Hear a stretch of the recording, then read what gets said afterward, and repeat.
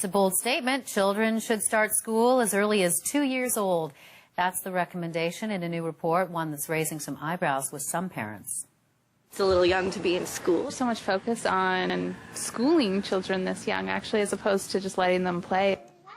Some parents may not like it, but the study argues 2 years old is the perfect time for young minds to focus on the building blocks of education. But critics argue 2 is too early and that the cost to fund the program unrealistic. Andrea Mrozek is against the recommendation. She's with the Institute of Marriage and Family Canada. She joins us from Ottawa. And here in our studio, we're joined by Carrie McQuaig, one of the co-authors of the report. Good morning to you both, and thank you for your time to weigh on this. And I'm going to begin with you, Ms. McQuaig, just about the study itself. We're talking about kids as early as 2. And we're talking about school. Now, some people would say, well, is that 7 hours a day in a classroom? What are we talking about? Well, the report recommends that all children from the age of 2 be entitled to an early education. And so this isn't about lining up little kids at desks. This is about great places where they have fun. So it could be play activity, or... It's all play activity. The only education that a young child should ever have is good guided play, because that's the way kids learn. And so, well, okay, let me bring Andrea Mrozek in on this. Andrea, on the surface, from what you know of the report, what was your reaction? Well, my reaction is that research doesn't bear out that this is necessary or important for children at the age of 2. And I guess I just asked the question, does anyone think that government can do this well? They're comparing and asking that we follow the Quebec model, which hasn't been a universal success. There's wait lists, parents can't get access, and there's studies showing that it's low quality.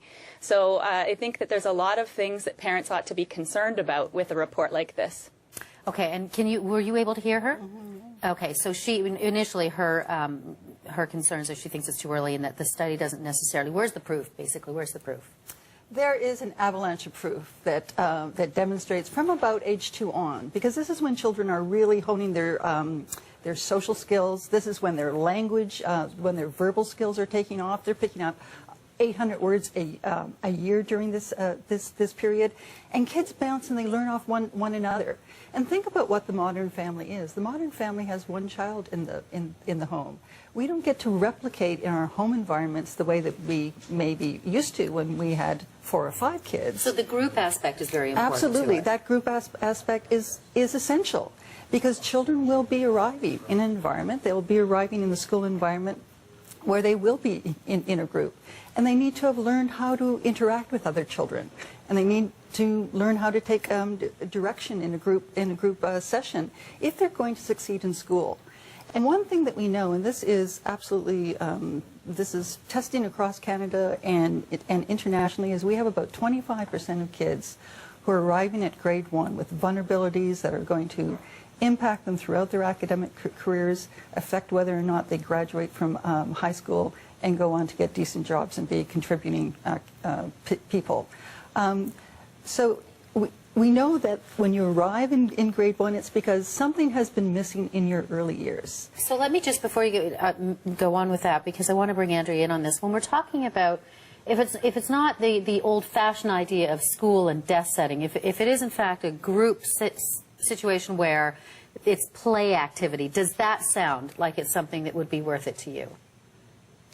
No, in fact, one of the other things we also know is that attachment is important for young children, and they need a stable adult role model in their lives. And so Carrie was talking about kids learning from other kids, which is great, but the other flip side of that is that kids need to have a solid, stable adult caregiver in their lives, and that adult can't change, and the child needs proximity to that adult. So when you read the report, they don't talk about attachment at all, because in point of fact, there's a probability that the attachment will be weakened when you put forward a huge government program like this.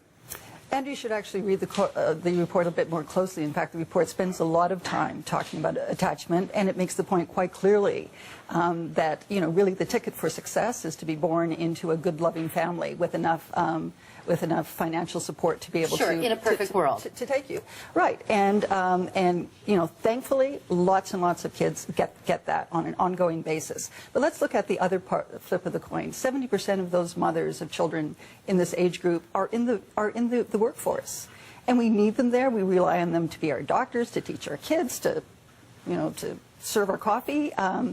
And if they were out of the, this isn't the day of the rotary dial. If they were out of the workforce, the economy wouldn't function. So we expect women to be in the labor force. We expect them to be contributing, and we're making no contribution, really, on a very, very small level, a contribution to how well their children are doing. Okay, so, and I'll just give you the final word, Andrea. Is this report about children or is it about adults?